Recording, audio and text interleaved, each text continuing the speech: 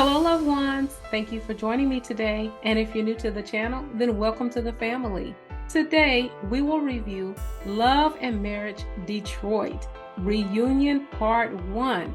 And it was another great episode. Although I am really sad about the state of these friendships. I actually don't think that they can come back from what they're going through, because I feel like if they could, they would have already done that.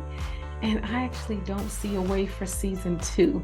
So I'm really sad about that, because I do feel that they represent some of us in the Christian community.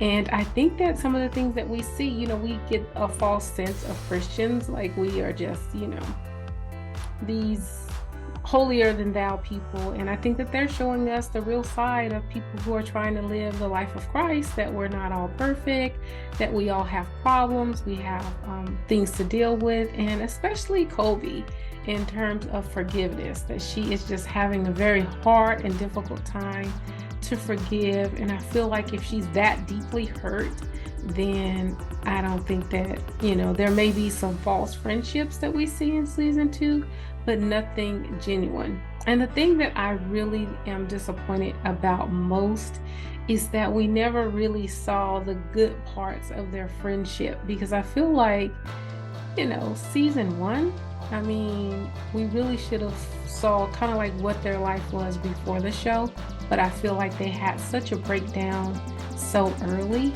that we did not get to experience that at all. So with that, let's get started. The reunion opens up with everybody arriving to the venue, and we see Carlos go into everyone's room and kind of greet them in his own little way. I think is very similar to the Love and Real Housewives franchise, how Andy goes and greets all the ladies in the room. And I'm not saying anything bad about it. He did work for Real Housewives and that franchise, and I'm sure he learned a lot of what he does from seeing how that show is produced and what Andy does. And I think flattery is the best compliment, and maybe that he couldn't not kind of figure out another way to kind of introduce each of the cast couples, and so he just thought, okay, I'll use the same formula as they do. And we do that. We take different positive things from our jobs, and when we're going to create a similar business for that. So nothing negative about it. I just feel like it is a similarity to Real Housewives of Atlanta. But we get to see each of the couples for the first time. Kristina and Brandon, I thought that they looked really nice.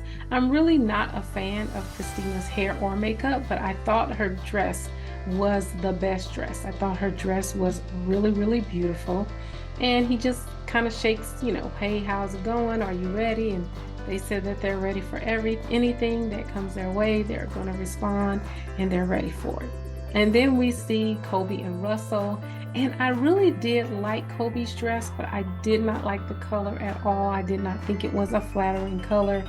But I loved her hair. I love Kolby's hair the best out of all the ladies. I thought her hair was really nice. And then we moved on to Anthony and Latoya. And I loved Latoya's whole look. I loved the dress, and I loved her hair. I think her hair went with the dress. She looked really rich. I just didn't like the gloves thing. I just thought that seemed too much, but maybe she was going for a different vibe than what I am attracted to, or more of like the Southern. I don't know what it was, but I thought the dress was beautiful. I thought her hair was a very much match for it, but I didn't like the whole gloves thing, and I feel like they kind of got in the way during the reunion. So that is kind of my take on how all of them look. In the first scene, we see Kristina and Brandon talk about their marital issues, and it was the honesty for me. I felt like they were very honest, and I think that is very difficult when you're having a difficult relationship, to be that honest on a public platform. I just have to give them props, because that it's hard to go through it in private, but to put it all out there. And I felt like they I'm not going to say overshared, but definitely shared how they felt and where they were in their marriage at that time.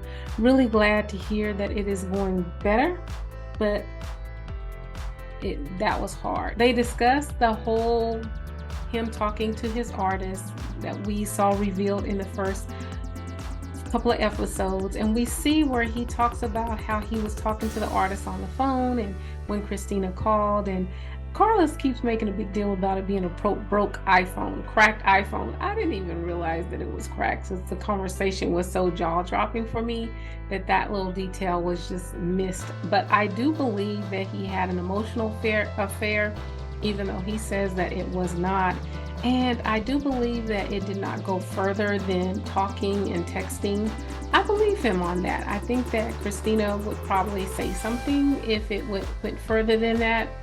And then if it didn't, and that's what they want to put out there, I feel like that's enough. That's enough for us to go by. But it does sound like, from how they describe it, that it was an emotional affair. And for him to tell someone, and for Kristina to read that he does not like her, my heart sunk. My heart sunk, because when your husband says that, when you have to admit that your husband said that he did not like you on a public platform with people sitting there who do not like you, I feel like that just gives them more ammunition to use against you. And I would not have wanted to say that if I was Kristina. I wouldn't have wanted to say it, but I definitely would not have wanted to say it on a stage with people who I don't think like her. And I feel like they will use it against her. I don't think that any of them, or their character is so above board, that they would not now take that and attack her like, your own husband doesn't like you. And it is so reminiscent to me of Cliff and Latrice on Bell Collective, because Marie had called Latrice a snake. And then on the next season, Cliff called Latrice a snake, and I feel like that's going to come back to bite her. I feel like they're going to use that against her, and I just don't like that. I feel like it should be off limits, because they are being so open and honest.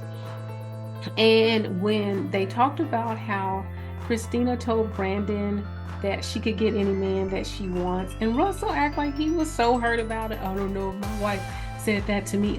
Maybe I don't understand that male ego, but I feel like he was putting 20 on 10, because both Kristina and Kolby, they are very beautiful women. They are beautiful in terms of just worldly standards as well. And I think that either one of them could get another man if they wanted to. And even in that, I like how Kristina says, I can, but I don't want, this is the person that I'm with. This is the person that I want. So I felt like Russell was just trying to make a big deal about it, because they don't really like them, and they don't really like Kristina, and they're trying to find anything that they can to poke her. As well as Kolby saying, oh, well, I just felt like she was trying to hurt him deeply by saying that. Saying I can get another man, I don't see the hurt. I don't see the pain. I think that Brandon took it as it was intended. Don't you forget. Don't think that you're all I can do. I'm here because I want to be here. And I'm glad that Brandon saw it as a wake-up call, and not so much like they were trying to spin it as like a negative, because I don't think she meant it to hurt him. I think she meant him to remind him, just like she said, and just like he took it as a reminder that, hey, I don't have to stay. And one thing that they haven't really put a lot of emphasis on, but I believe they did a flashback on this reunion, when Kristina said, like, basically she was saying that I'm not going to leave him, but if he leaves me, then, what can I do about it? And I feel like that is where we should be, because, I don't believe in divorce, and I don't believe that the Bible, for certain things, the Bible does give us an out. But in general, just for the general situations that we've seen, for them, doesn't really give you an out. So we should stick and stay, unless we have a biblical reason, or if somebody's really, really mistreating you physically, mentally too, because that's really important nowadays as well. And unless you have a biblical reason, that you should stick and stay. I feel like a lot of people, their marriage could work if they really put more effort into it And a lot of marriages, they just dissolve without really putting in the work in order to make the marriage work. So I like them. I like their honesty. I felt sorry for them most of the reunion because I felt like they were being attacked. But with that said, you can tell that they are the central part of this franchise, because if everybody needs to point to you or you're involved in everybody's story, that's because they don't really have a story or a life of their own, and they are really gravitating to you and maybe your reaction, which is what I think they did to Kristina, in order to make them relevant. But I don't know how they are going to adjust this cast for next season. I like how Brandon has taken responsibility for that. However, I did not like how he threw Kristina under the bus again. Well, I can see myself. She should be able to see herself because she's controlling, and all of these negative things about her, which I feel like she was kind of mild on him. Like, yeah, things that I have been telling him, he can see. But then he has to just go in a little further, a little deeper. And I don't like that. I especially don't like that because they are on a stage with people who don't like your wife. And I feel like that was another point within the conversation that Brandon gave them that they can use against Kristina. So I don't think that Brandon has learned how to stand up for his wife. And also, I still don't think he understands how to be supportive to her. Next, we moved on to Latoya and Anthony. And honestly, Latoya was sitting there like, I don't care about Anthony. I don't care about how he feels. I don't care about his feelings in this matter.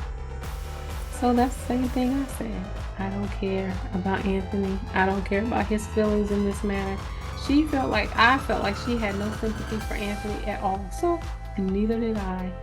I would love to know what the racism was that the young child faced, because I feel like if my child is in school, in a private school, especially they're private or public, anyway, a school that I trust, even if it's in suburbia, and he is being bullied in a way that I feel is discriminatory, then I go to the school, I have a conversation, and hopefully they'll handle it. And if they do not handle it in a way that I think is acceptable, then I remove my kids and I file a complaint. And it's just that simple. Now, the residue from the kids feeling of that could be maybe the impact that she's talking about, and maybe she did that and her children were still not able to overcome whatever they experienced, that it was that detrimental. And I don't know, people are different, especially kids, but I feel like, they were trying to make a really big deal about it when it seems very simple to handle, in my opinion, although I do not know the emotional state of the kids. But 7 months is a very long time, and I am still unclear on the story because he says he went with her support. She makes it sound like he just got up, left, moved, got him another apartment and didn't consult or have her input in it at all. So I still don't know, because I feel like they're not as open to really help us understand the story. And I feel like the story is old. I guess it was during the pandemic, so that would be very recent, I guess. So I'm gonna give them that, because I'm like, maybe it's just an old story that they're trying to use for now. I do especially like that her family stepped in. I think that when we are married, then there should be others that support us. So I'm glad her family stepped in, and I'm glad that he respected her father enough to listen. So that I actually do like. I would really love to know how they handled their finances, because he said he put $150,000 of his money into opulence wine, and she put $50,000 of her money into it. So I would love to know how they do their finances, where it was his and hers, and not we're a married couple, so this is our money and this is what we're going to invest in. Also, I would love to know her business structure. Is it a sole prop? Is it a limited liability company? Is it an S corporation? Is it a corporation? What type of business entity is Opulence? Because they always refer to it as her business, But if you put money in and she put money in and it's now making money, even if you did it as an investor or maybe you did it as a board member, I don't know. That's why I would love to know the structure, because they both refer to it as her wine and not ours. So maybe that's something that she was doing prior to getting married, and she needed a little more capital in order to make it work, and then he took his funds, or maybe he gave those funds before they were married. I don't know. I didn't get it, but I would really, really like to know that about Anthony and Latoya. We next see the Kristina and Kolby package, and I was so sad to see this package and just see how it just turned bad so quickly. The one thing that I noticed is that Kolby takes no responsibility. She takes no responsibility for anything, and no one around her makes her take responsibility. Not Russell, not Latoya, none of them. They all think that Kristina should be chasing after Kolby, but I really feel like Kolby started all of this. You got so mad at me because I didn't call you back in a manner. Kristina says she did. She texted her back and told her that she wanted to talk about it in person. But let's just take Kolby's side and say that she did not call you back. So that warrants you just calling her all kind of fake and, you're manipulative because you didn't call me back. And she does not take any responsibility. I just can't even. I can't even. And the thing is that I feel like they didn't show it, but Kristina did feel that she was being a copycat because she was trying to copy the collaboration with Harper Ray, and because there's some kind of sipping seed that Kristina mentioned to her, and they didn't show it on the reunion, but I feel like that is where Brandon got the copycat thing from. But of course, Brandon never knows when to stop, and he does not know how to defend his wife.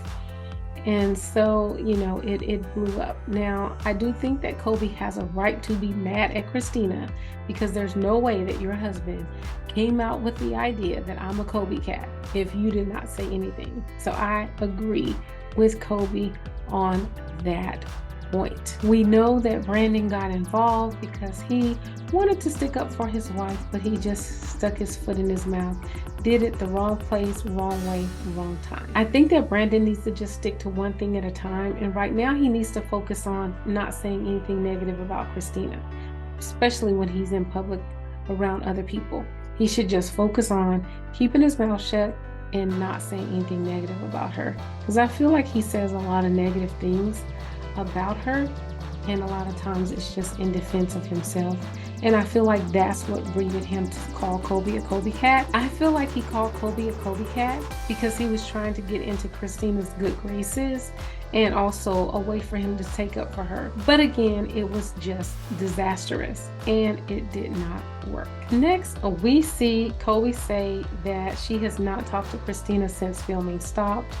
Russell says that Kristina should have reached out to Kolby. It had been her birthday and all of these things that were happening to Kolby, and Kristina should have reached out.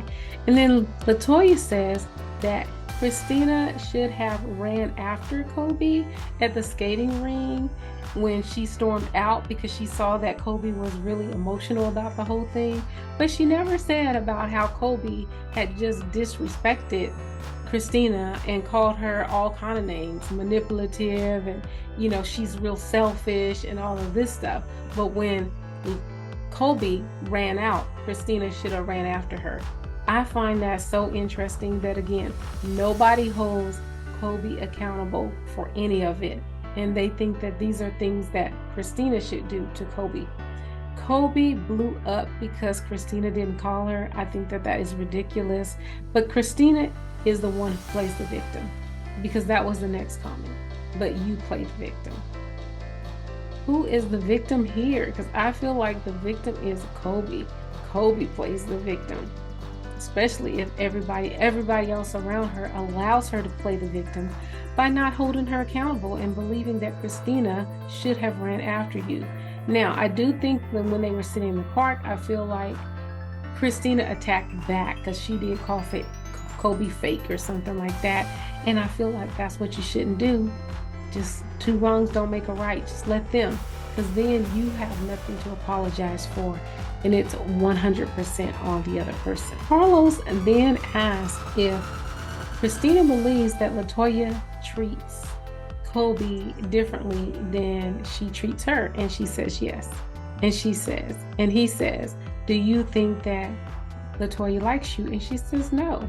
I said it with her. I was like, absolutely no. There is no way that Latoya likes Kristina. There is just no way. And I don't think that they were friends before this show. They may have been in a public space before around each other.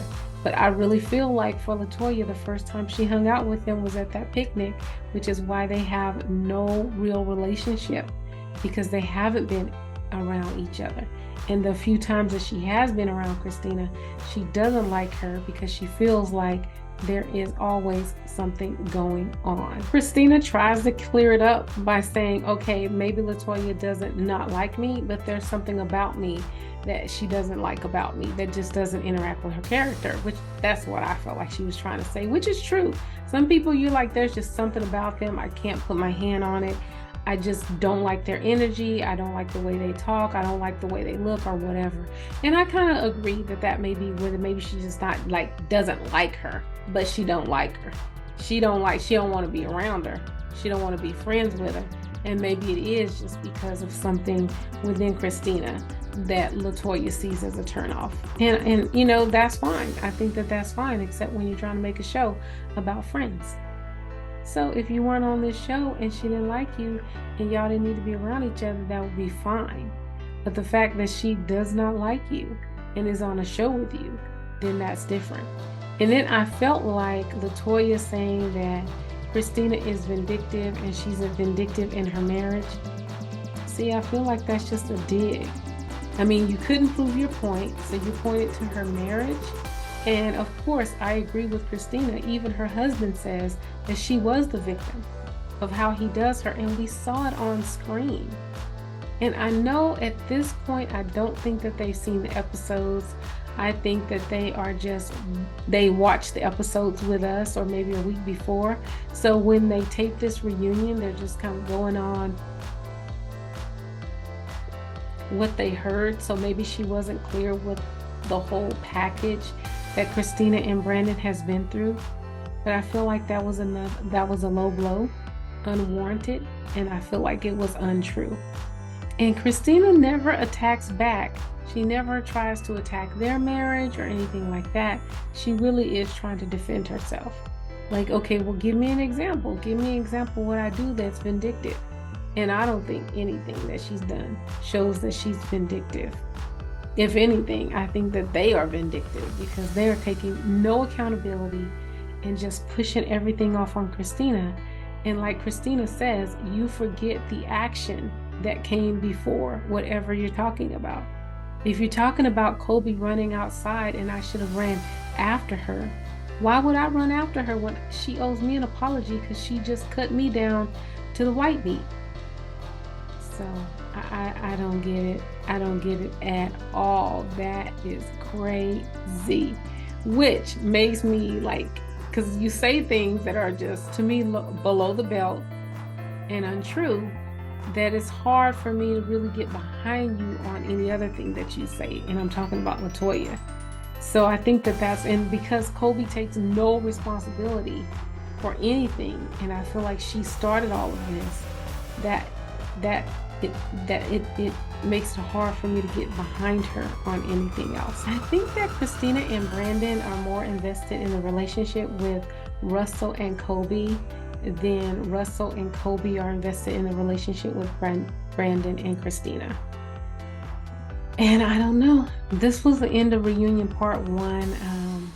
I don't know. I was so really sad. It was hard for me to watch because I hate to see what they say was a real friendship, which I still don't believe it, just disseminate right before our eyes. And I don't know. It was really hard for me to watch Kolby too, saying that, you know, she wasn't ready to forgive, because it seems like there's been a long period of time since this aired, and in real time, I don't think that they've spoken just because of what Kristina have posted on her social media.